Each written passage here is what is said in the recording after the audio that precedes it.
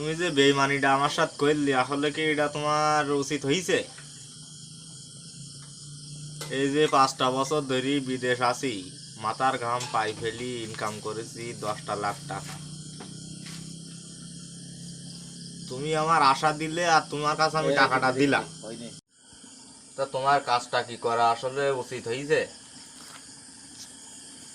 তুমি আমার আশা দিছাও আর আমি সেইভাবে তোমার কাছে টাকাটা দিছি, তো তোমার এরকম বেইমানি করাটা উচিত হয়নি। কে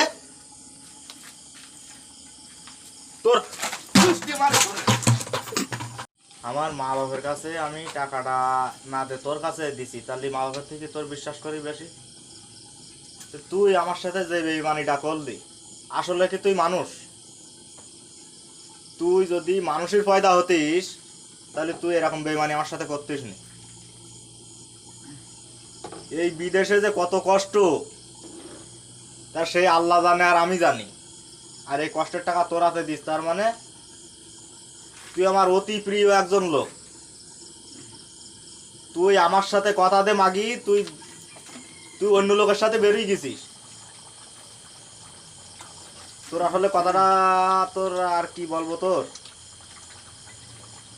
তোর আসলে যে কি ভাষায় কথা বলবো তোর সাথে, এরকম ভাষাটা আমার জানা নেই।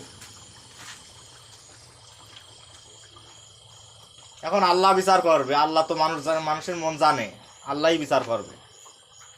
টাকা তো ইনকাম করেছি, আরো ইনকাম করবো ইনশাআল্লাহ। তোর সাথে আর কথা বাড়াতে চাইনি। হ্যাঁ, তাহলে তুই তোর ওই নাঙ্গের নিয়ে ভালো থাক।